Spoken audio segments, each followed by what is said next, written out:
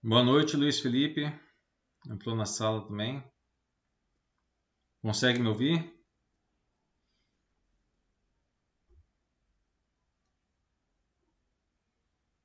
Beleza.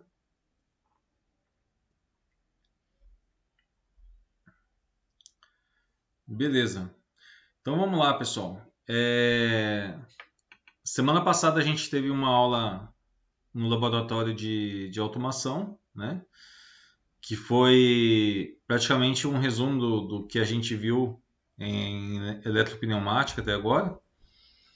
E hoje eu vou começar a falar sobre CLP, tá? No caso, deixa eu mostrar, vou mostrar para vocês a atividade que eles fizeram na semana passada que vai embasar o conteúdo de hoje, tá? Só um momentinho aqui, compartilhar minha tela.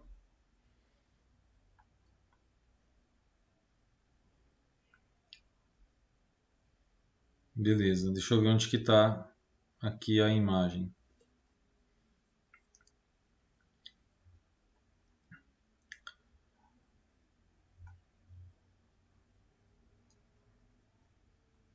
Acho que é essa.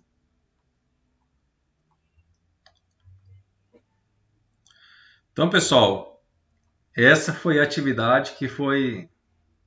Essa daqui foi a última atividade que eles fizeram, tá? Na semana passada, lá no laboratório de automação, tá? Esse daqui é o A mais, B mais, A menos, B menos, tá?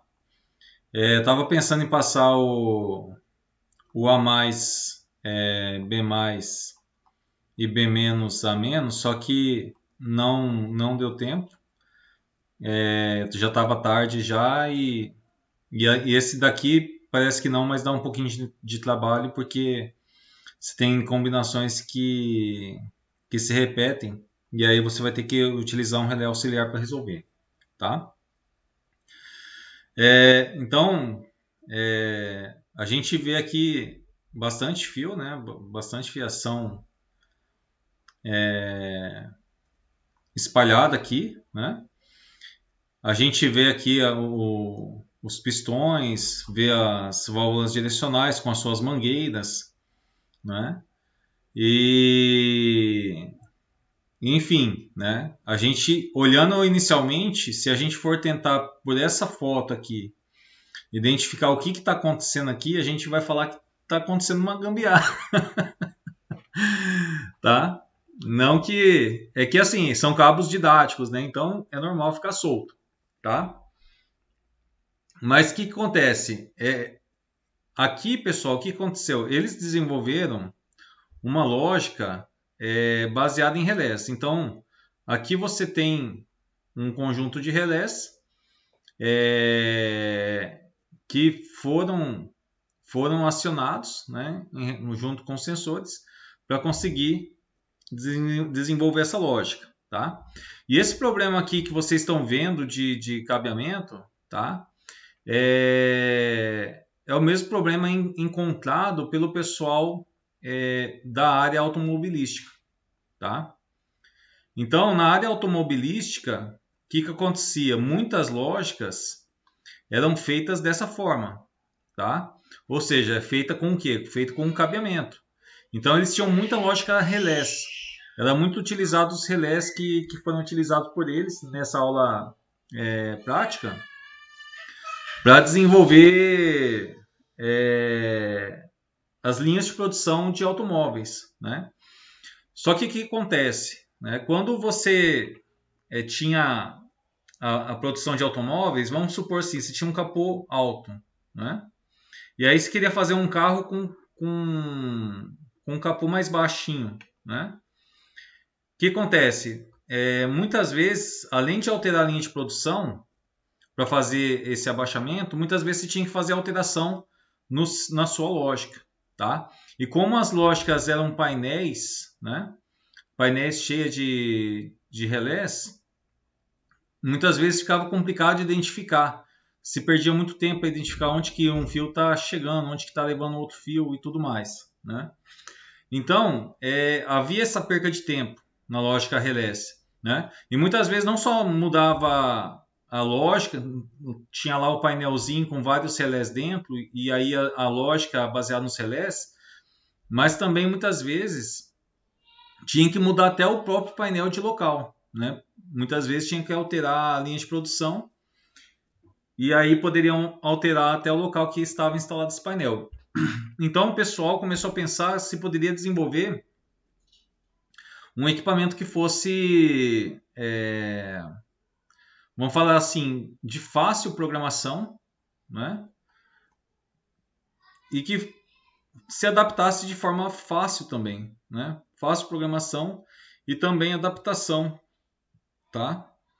Então, e aí começou a surgir a ideia do controlador lógico programável, né? O famoso CLP, né?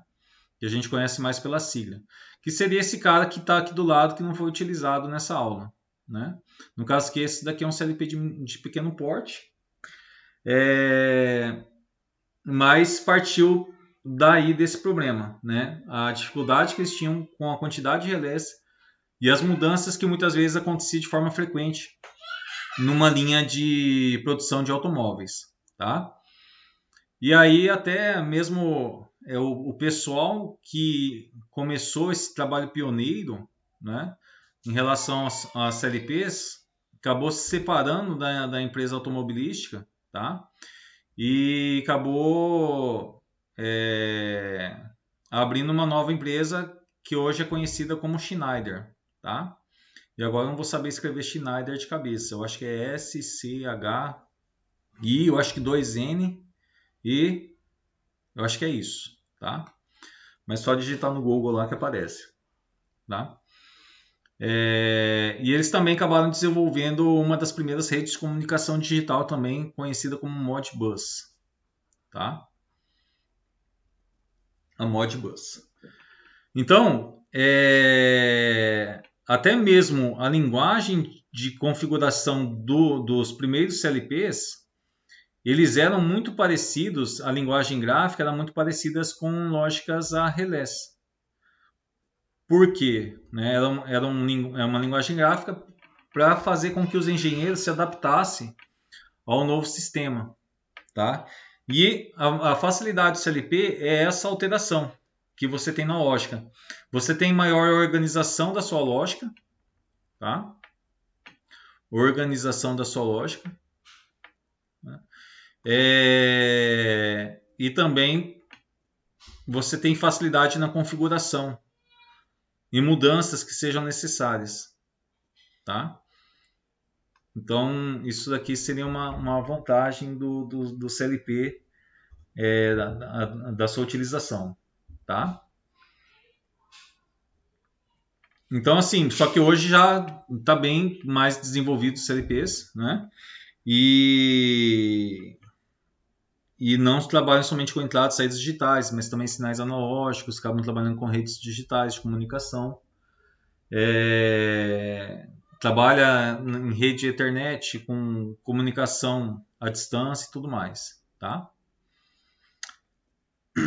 Pessoal, aqui eu não peguei, aqui eu peguei só para exemplificar, né? Eu peguei uma foto lá do que o pessoal fez só para exemplificar o que eu queria falar hoje, tá? Mas essa baguncinha que vocês estão vendo aqui acontece em todas as aulas de Coan que tem no laboratório, acaba acontecendo. Alguns tentam até ser mais organizados, jogar lá para trás o cabo, mas no final não tem muito jeito, tá?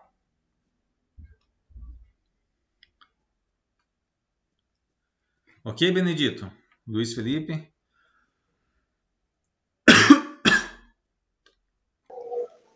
Ok, professor. Beleza.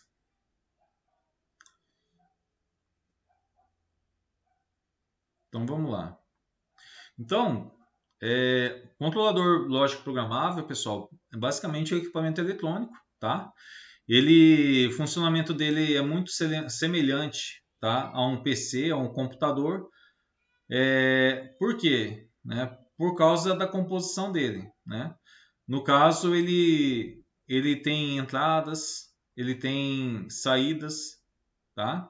No caso de entradas de um computador, né, a entrada de um computador seria o sinal do mouse, seria o teclado. A saída de um PC poderia ser a impressora, a imagem que a gente recebe, né, através do monitor. Tá? E também também o CLP é composto de CPU, né? Ele tem uma central de processamentos, uma unidade central de processamentos, computadores também tem, que trabalham junto com as memórias. Tá? Então, assim, é semelhante a um PC, só que dedicado a um ambiente industrial, dedicado à entrada e saída de equipamentos industriais, né?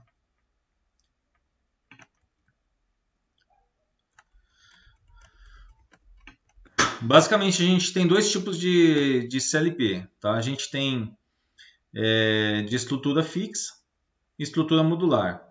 Quando começou a sair os primeiros CLPs, a estrutura fixa era predominante. Tá? O que vem a ser uma estrutura fixa? É uma estrutura, é um corpo somente, tá? Em que nele vai ter entradas digitais, vai ter saídas digitais, vai ter comunicação, tá? Vai ter a CPU embutida dentro dele. Então, assim, tudo que você precisa para trabalhar com CLP vai estar em um único bloco, tá? E esses CLPs de estrutura fixa era muito comum no início, tá? Quando se começou a produzir, porque era caro a sua fabricação. Então, nesse formato aqui, acabava compensando mais esse tipo de estrutura. Só que hoje a estrutura modular, principalmente para empresas de médio, tá? Médio e grande porte, acaba sendo vantajoso.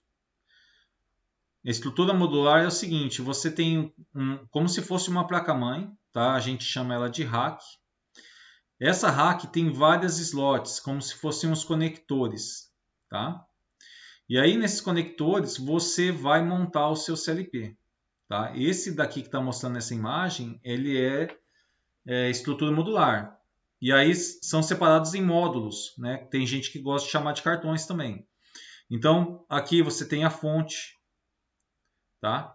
Depois você tem a CPU, que é um cartão também, que é um módulo.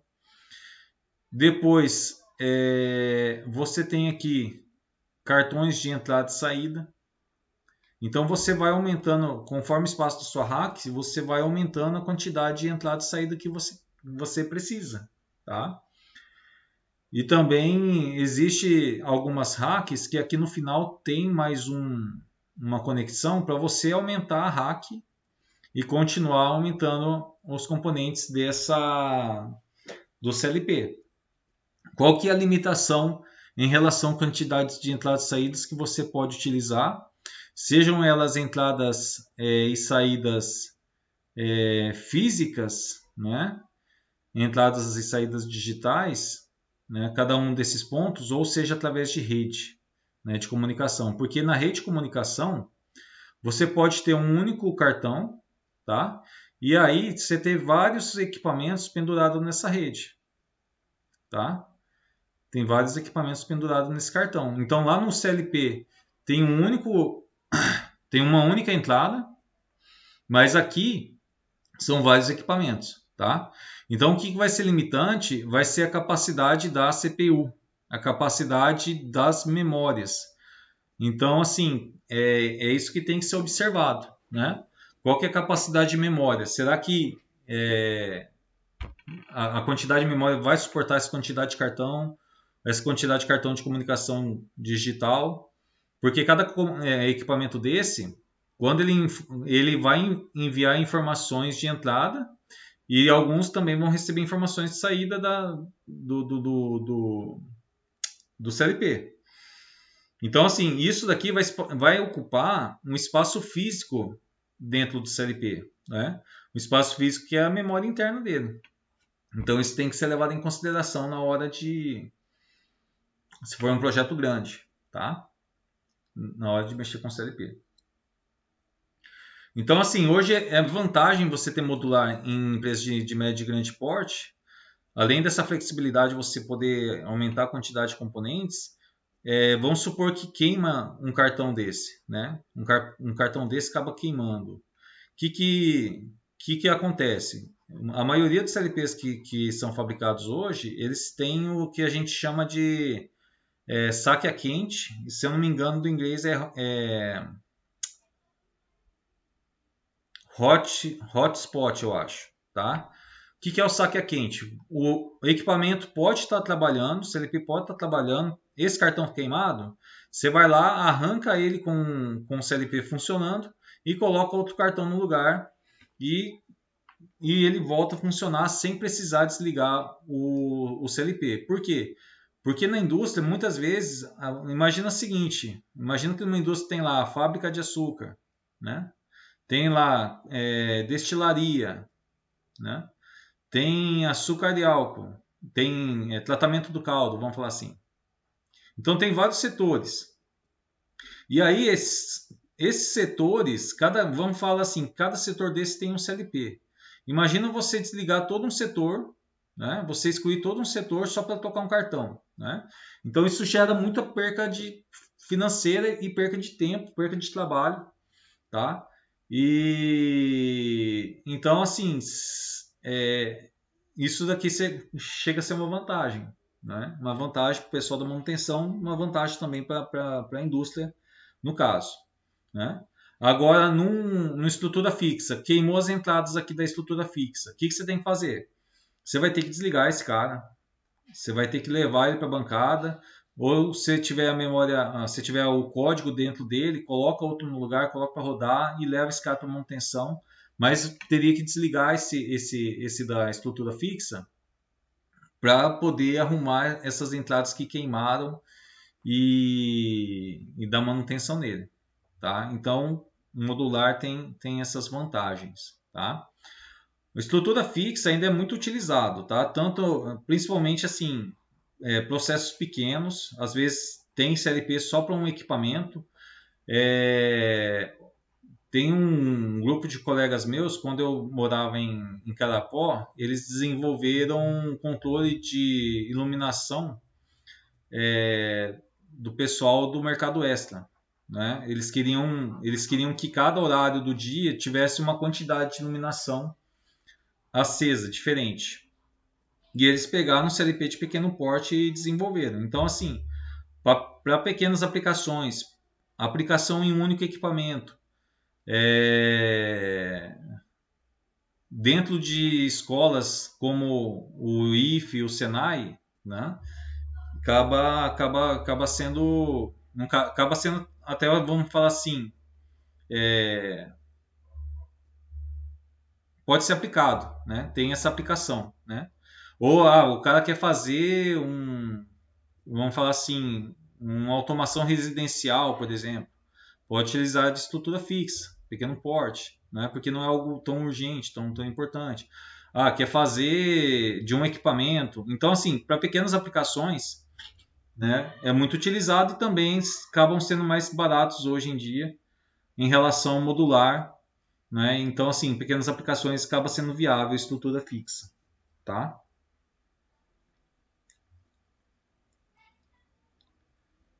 Beleza, pessoal? Deixa eu pegar aqui. Então, basicamente, tá? CLP ele é composto do quê? Tá? Ele é composto das entradas, saídas, da CPU, das memórias para o programa e armazenamento de dados, da fonte de alimentação e também de um dispositivo de programação que é necessário, tá? Então, as entradas do CLP ele faz a interface entre o CLP e os dispositivos de campo, né? Quem são esses dispositivos, tá? No caso, dispositivos digitais, em que o sinal é 0 ou 1, tá? Chave fim de curso, botoeiras, né? Sensores capacitivos, indutivos são exemplos, tá? Entradas analógicas, sinal de transmissor de pressão, vazão, temperatura, que não é somente 0 e 1, né? São informações que ocupam mais espaço. Então você tem entradas discretas e analógicas, tá? Aqui a gente tem um exemplo de entrada discreta, um fim de curso aqui. Aqui tem um sensor indutivo, que também acaba emitindo um sinal discreto. Aqui a gente tem um transmissor de pressão e também aqui um medidor de vazão, que acabam trabalhando com sinais analógicos, tá? Esses sinais analógicos podem ser sinais que variam entre 0 a 10 volts, tá? Pode ser variando entre 4 a 20 mA de corrente. Pode ser um sinal que é recebido através de rede digital, tá? Aqui na parte de discreta, o sinal pode ser 24 volts, pode ser 110/220, pode ser um dos dois, tá?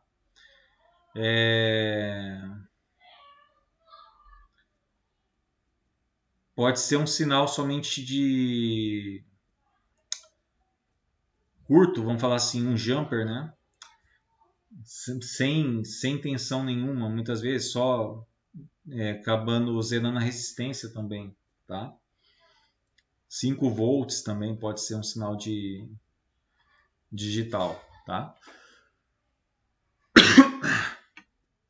Então tem várias formas de mandar informação para dentro do CLP. É claro que no corpo do CLP vai estar descrito, se for de pequeno porte, qual que é o tipo de sinal que ele vai receber como entrada digital e entrada analógica, tá? Interface de saída, né? É a forma como o CLP acaba se comunicando com o meio externo, né? Então, ele pode acionar dispositivos discretos, como válvula solenoide, sinalizadores, sirenes. E pode acionar dispositivos analógicos também, posicionadores, inversores de frequência, tá?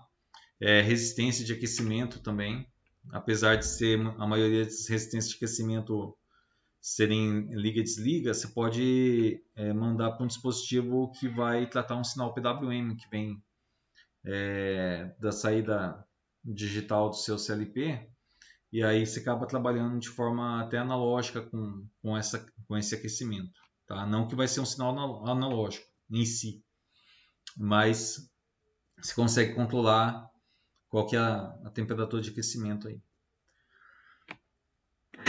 Então aqui a gente tem um exemplo de equipamentos discretos que são acionados pelo CLP, uma válvula solenoide, tá? Aqui um relé inteligente, no caso que esse daqui é da WEG. Ele recebe os sinais do CLP, então, e aí ele faz o desligamento de motores, tá? Ou de outros dispositivos que estiverem ligados aqui nos bornes dele. Além também, nesse caso, esse modelo que está mostrando aqui também tem como ele informar o CLP em relação à temperatura dos cabos, qualquer corrente, ele pode fazer esse tipo de informação também, tá? Normalmente eles são configurados via rede, tá? Você tem aqui a entrada para fazer a configuração dele, tá? Exemplo de dispositivos de saída analógica. Você tem um inversor de frequência, que controla a velocidade do motor, então, e também posicionadores que controlam a posição analógica de uma válvula, tá? No caso aqui em cima também você pode ter o CLP enviar sinal de 24 volts, pode fechar um sinal de um relé e aí mandar 220 ou 110 para os dispositivos, tá?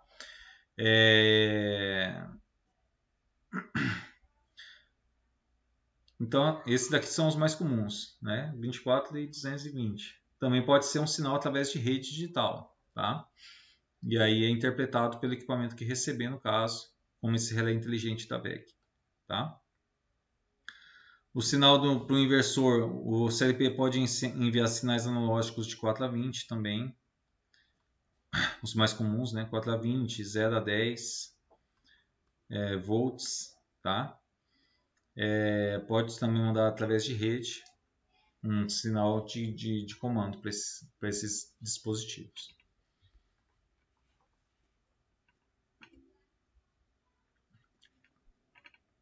A unidade central de processamento, pessoal, ela é formada por um microprocessador e um sistema de memórias, tá?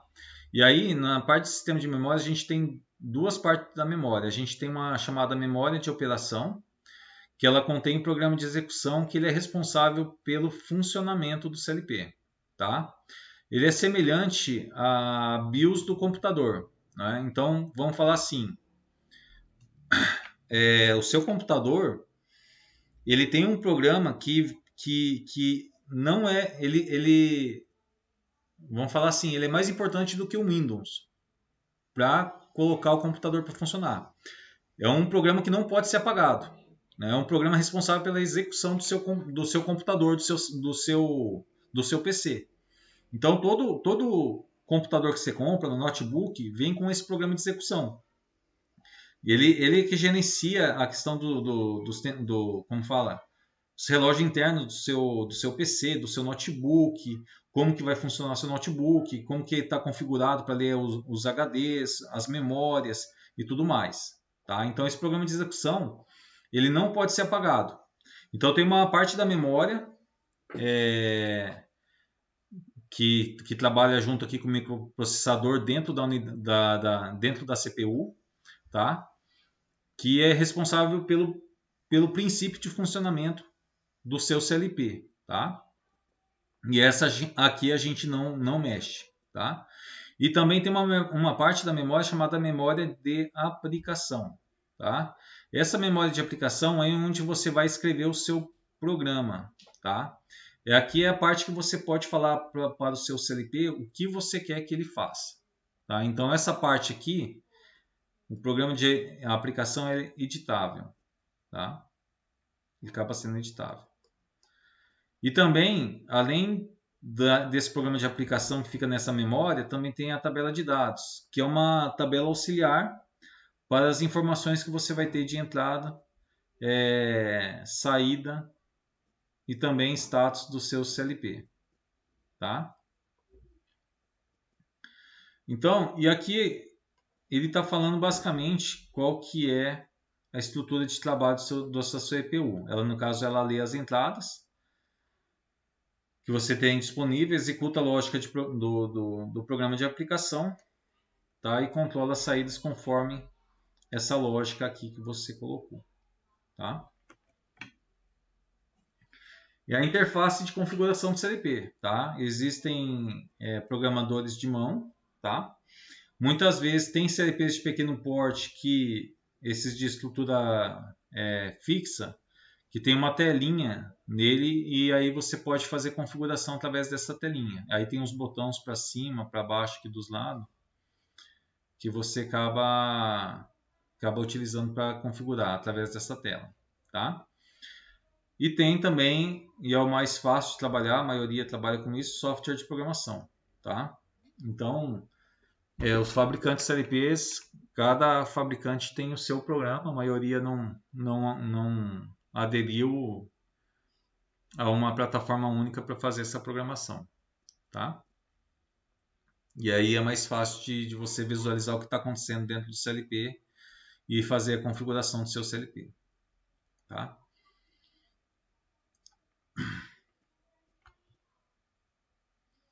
O princípio de operação do CLP, tá? Ele tem um ciclo chamado scan, tá? Que é o ciclo de execução do seu CLP. Tá? O que a CPU vai realizar de forma constante. Então, basicamente, como que o CLP trabalha? Ele faz a leitura das entradas, tá? Então ele verifica as informações dos seus sensores. Depois ele executa o programa que você escreveu nele, tá? E aí ele leu as informações da entrada, viu o que você quer que seja feito com essas informações aqui no programa. Ele vai fazer a atualização das saídas. Depois que ele faz isso, ele faz uma realização de diagnóstico para saber quanto tempo demorou o scan, que é esse processo de forma resumida, tá? Tem mais coisas que acontecem no scan, mas de forma resumida é isso, tá? Então, na etapa de atualização das entradas, o que acontece? Vamos supor aqui, ó, você tem uma fonte aqui e você tem dois botões, né? Cada botão está ligado numa entrada diferente aqui do seu cartão. Então, o B0 aqui ele está pressionado. Mandou, vamos falar assim, 24 volts aqui em X0. O B1 está solto, né? Então mandou 0 volts aqui. Então, assim, no cartão de entrada, ele vai, vamos supor, ele vai receber 24 volts ou 0 volts. E aí, essa informação no cartão de entrada, internamente o CLP vai escrever numa posição de memória, numa parte chamada tabela imagem de entrada, também conhecida como TIE. Tá? E aí, esses nomes que estão no corpo do lado externo do seu CLP, né, no caso X0, X1 e tudo mais, é também o nome do bit onde vai ser armazenado a informação do que você está lançando aqui na entrada. Tá? Então aqui está pressionado o B0, ele vai escrever nível alto aqui, ó, em X0, no espaço reservado para essa memória. Se B1 está solto, ele vai escrever 0 volts lá em X1. Então existe internamente um espaço de memória que é o mesmo nome do cartão de entrada, tá? Em que ele vai armazenar essa informação. Tá? Então, assim, cada componente desse daqui, tá? Ele representa, nesse exemplo, um bit. Tá? E aqui eles estão organizados no formato de uma word, que é a composição de 16 bits. Tá? Tanto é que começa aqui em 0, ó, a contagem, e vai até 15. Só que o nome desses bits é X0 e vai até X17. E elas estão, nesse CLP do exemplo, seria a word chamar com esse nome aqui, tá? V40400. Ok? Depois que você tem a informação gravada na tabela imagem de entrada, ele vai executar o seu programa de aplicação. Né? O programa de aplicação é a sua programação. É o programa que você escreve, aquilo que você quer que o CLP execute. Tá? Esse programa de aplicação, normalmente, ele corre da esquerda para a direita, a lógica de leitura dele, e de cima para baixo. Tá? Então ele lê primeiro as informações que estão aqui no topo e depois vai lendo a informação que tem aqui para baixo, na sequência que você colocou a sua lógica. Tá? Então aqui dentro existe uma lógica de exemplo aqui que está escrita. Tá? O que está escrito aqui?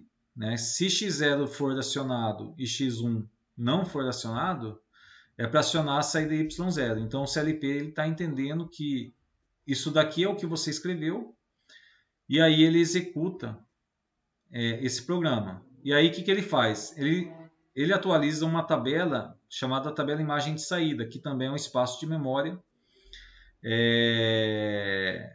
que armazena as saídas. Então ele entendeu que aqui na memória Y0 é para ele escrever o valor 1. Tá? Então ele vai lá e escreve nessa tabela imagem de saída, nesse espaço de memória chamado Y0, o número 1. Tá? E aí na atualização de saídas, o que acontece? Na hora que vai fazer a atualização de saídas, ele vai entender que esse 1 é para fazer um acionamento externo. Então aqui esse Y0 ele vai ser acionado, permitindo com que essa lâmpada aqui seja ligada. Tá? Ela seja ligada. Então no CLP, acontece? Né? Vamos falar assim, se a gente fosse fazer na linguagem relé 24 volts, colocasse um botão, acende uma lâmpada e 0 volts aqui embaixo. E aqui meu botão, B0. Tá? Na linguagem relé, se eu aperto esse botão, fica claro que ele vai fazer o quê? Acender a lâmpada. Tá? Isso daqui é claro na linguagem a relés. Tá? Aí você pega o seu CLP, ele tem aqui as entradas e aqui as saídas.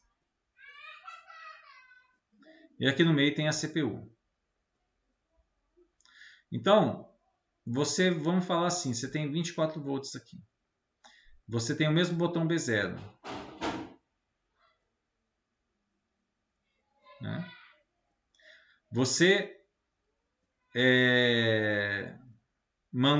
apertou esse botão, tá? Não está claro para o seu CLP que quando você apertar esse botão, lá na parte da saída, ele vai ter que ligar uma lâmpada que está ligada lá do outro lado. Tá? Para o CLP isso não está claro. Por quê? Porque internamente ele precisa desse programinha que faz essa ligação. Tá? Então não basta você colocar os seus botões aqui externo e achar que ele vai ligar uma lâmpada lá do outro lado na saída. Você precisa informar ele internamente o que você quer fazer com essas entradas e aí para ele atuar sobre as tuas saídas. Ok? Pessoal, tá indo aí até agora? Lucas entrou na sala também, boa noite.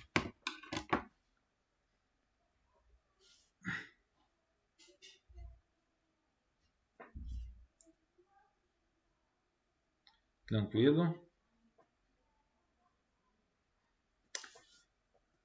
Beleza.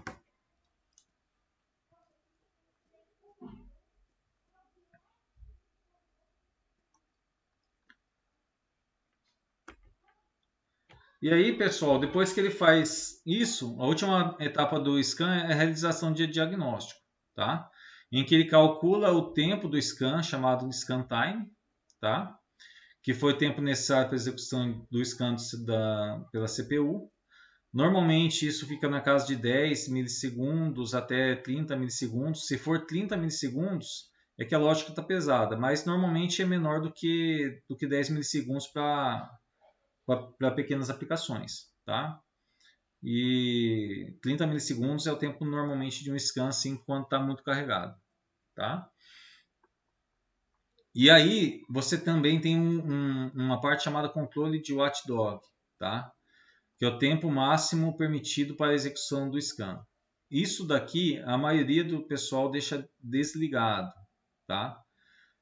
Por quê? Porque se o controle de watchdog está acionado e ele percebe, vamos falar assim, né? Que o seu tempo normal de scan seja 10 milissegundos. Tá? E aí está acionado o watchdog e demora 12 milissegundos, vamos supor. O que ele vai fazer? Ele vai derrubar o CLP. Então, e muitas vezes tem muitos equipamentos ligados no CLP e isso não é bom, tá? Então, se começar a demorar muito o scan, o pessoal prefere verificar o que está acontecendo, não deixar acionado esse watchdog, verificar o que está acontecendo, o que está puxando memória, para não acontecer isso, tá? Na empresa que eu trabalhava, normalmente o scan time era de 30 milissegundos. E o pessoal achava muito alto. Né? Mas assim, não chegava a ser prejudicial porque a maioria do processo dentro da indústria eram variáveis analógicas. E variável analógica, elas são mais lentas. Então, 30 milissegundos não fazia diferença. Agora, se você tivesse numa empresa que você está fazendo engarrafamento, né, de bebidas e é um sistema rápido, ligeiro, aí o tempo do scan time acaba sendo importante, tá?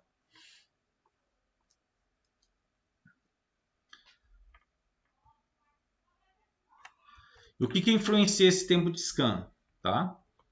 É o tamanho do seu programa, né? Qual que é a quantidade de entradas que você tem disponível, né, que está sendo utilizada? Quantos dispositivos estão sendo ligados, acionados, tá?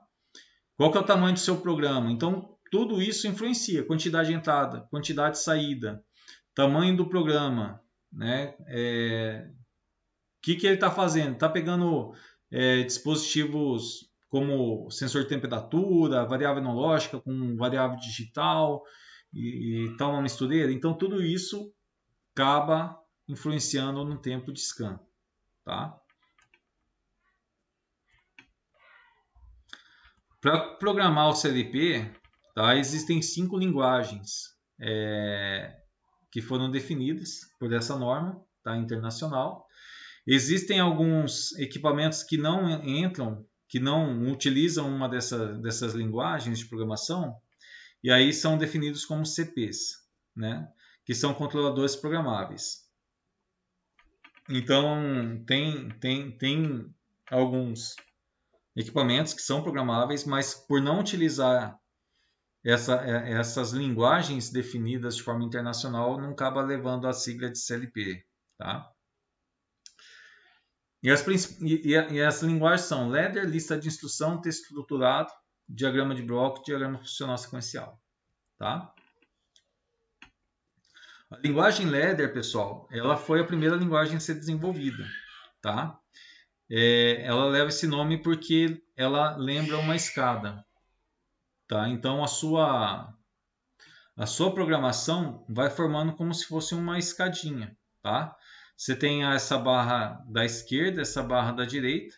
Ela é semelhante, tá, pessoal? Não que tem energia aqui. É semelhante como se aqui fosse 24 volts e aqui 0 volts. Tá? E aí, toda sua lógica desenvolve aqui dentro. Tá? E aí, você vai montando essa escada com os componentes que você precisa. Tá? É uma linguagem gráfica. A primeira linguagem foi desenvolvida para os engenheiros para que eles pudessem adaptar a linguagem a relés que eles já conheciam para essa linguagem gráfica, né, que é uma linguagem deitada aí, né? Então, assim, para que os engenheiros pudessem se adaptar, foi a primeira linguagem, uma das primeiras linguagens utilizadas aí. Tá bastante utilizada até hoje, aliás. Cada linha dessa é chamada de rank, que é onde você tem a sua lógica de controle, tá? Que vai formando os degraus da escada. Então, aqui nesse exemplo, ó, opa,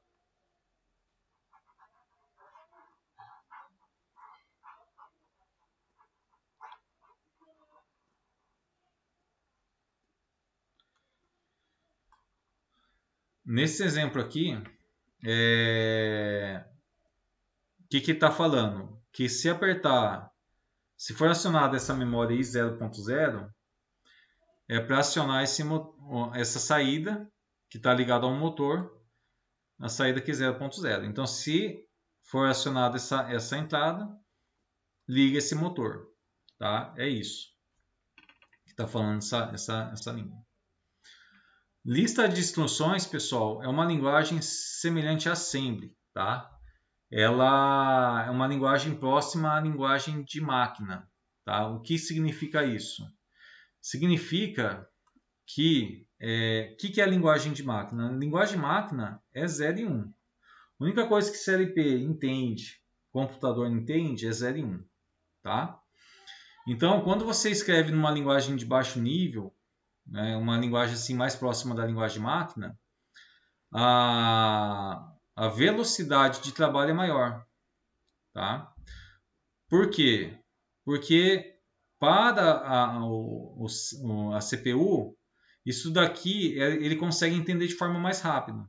Tá?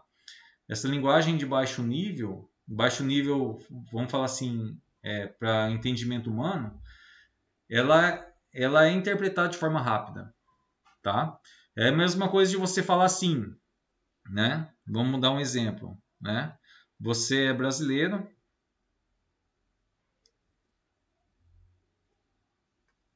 Você é brasileiro e você está falando com um português, né? Você vai encontrar um português pela primeira vez na vida. Os dois falam português, né? Só que esse cara aqui tem um sotaque carregado. Quer dizer, para nós, né? Para nós ele tem um sotaque carregado. A gente até consegue entender. Vai demorar um pouquinho para a gente entender, mas a gente consegue. Né? Porque os dois estão falando português.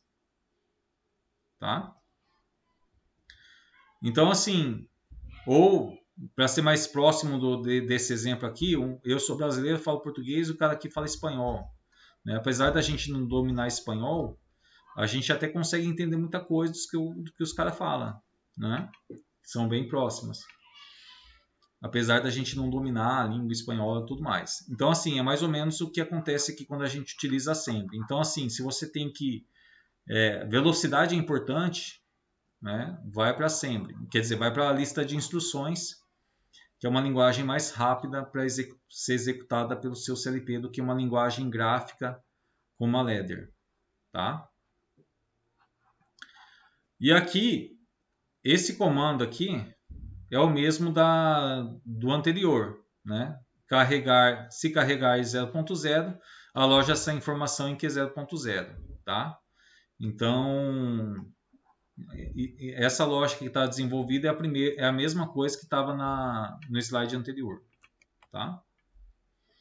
O texto estruturado ele é uma linguagem de alto nível, por quê? Porque é uma linguagem mais próxima da nossa.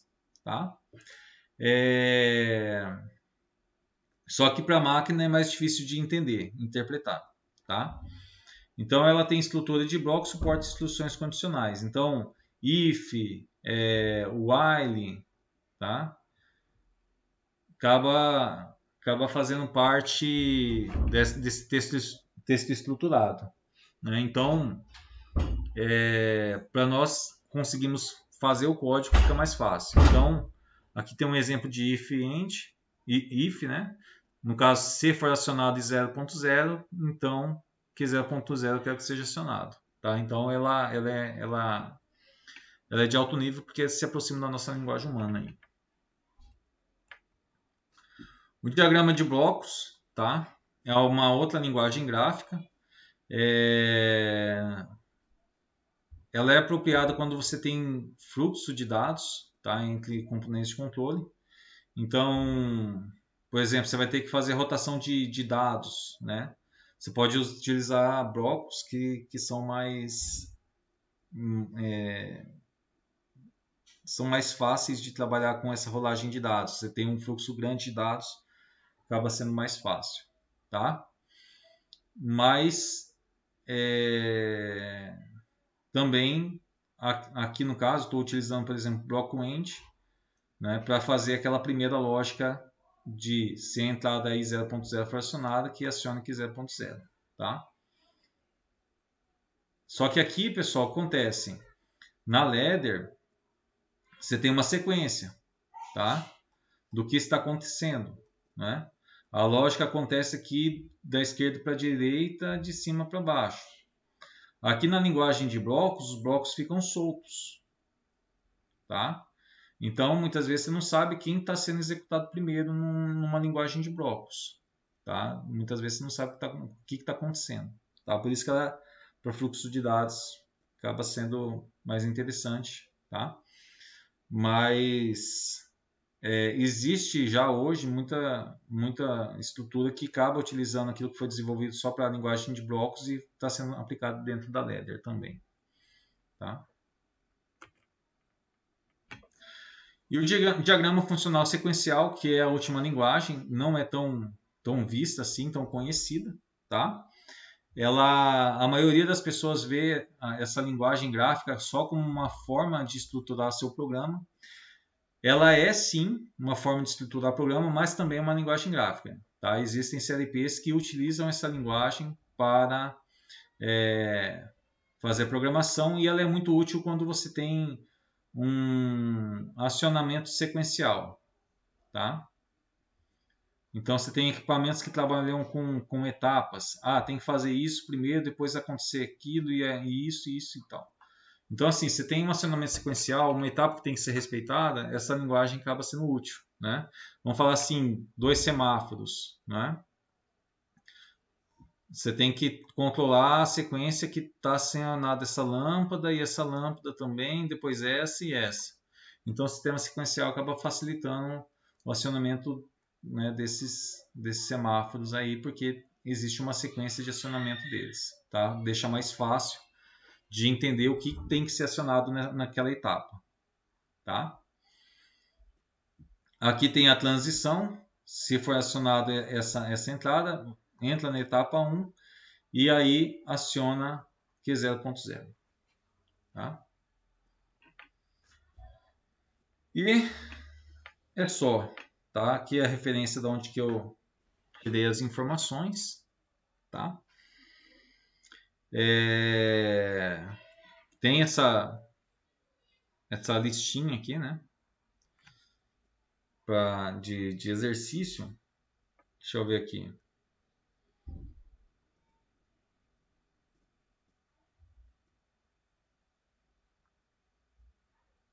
Tá. Eu vou ver se eu tenho ainda esse slide em PowerPoint, daí eu dou uma revisada, tá, nesse questionário. Mas eu vou mandar algumas perguntas para vocês relacionadas a essa aula de hoje, tá? Depois eu posto o material lá no Moodle para vocês, tá? E aí, se caso eu não achar a estrutura em PowerPoint, se eu postar com um risco, tá? Significa que aquela questão não é para fazer, tá? Se eu postar dessa forma, significa que não é para fazer as questões que eu estou riscando, tá? Mas eu vou ver se eu acho em PowerPoint, né? Porque aqui está em PDF, tá? E daí qualquer coisa eu faço isso. Pessoal, alguma dúvida?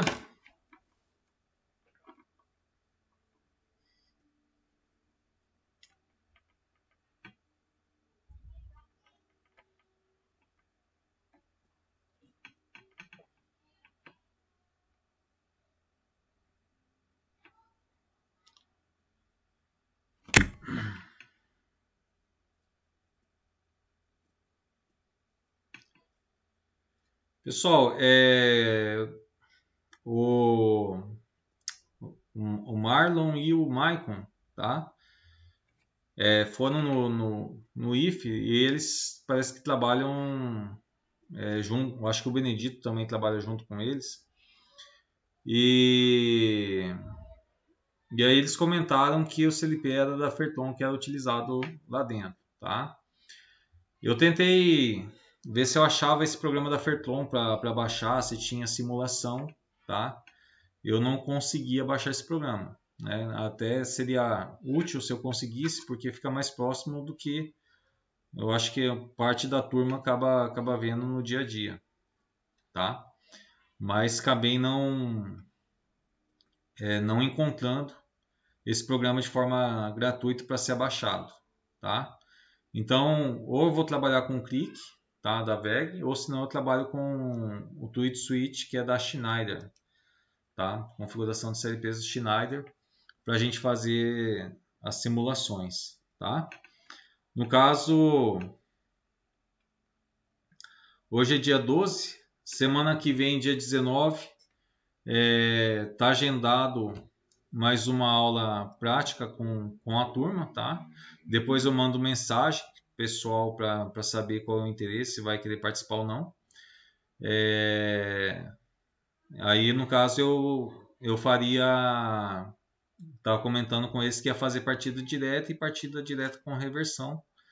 Estrela triângulo não teria como, porque eu não tenho o relé estrela triângulo lá no IF, tá? Lá tem uma falta de relés, assim, como temporizadores, falta de fase e tudo mais, tá? Então, mas partida direta aí e com reversão era possível a gente estar fazendo, tá?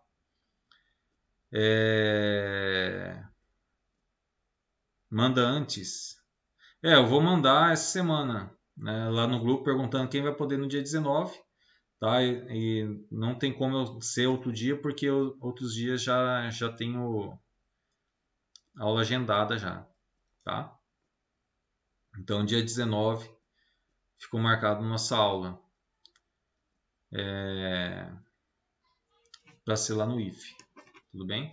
Parece que agora já entrou também, tem entre safra do pessoal que parte da turma acaba trabalhando dentro da usina, parece que já entrou entre safra aí.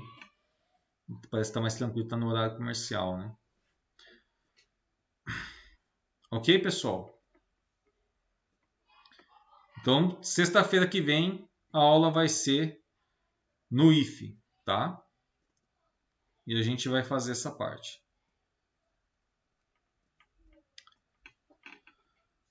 Pessoal, obrigado pela presença. Obrigado, Benedita, Lucas, Luiz. E até a próxima.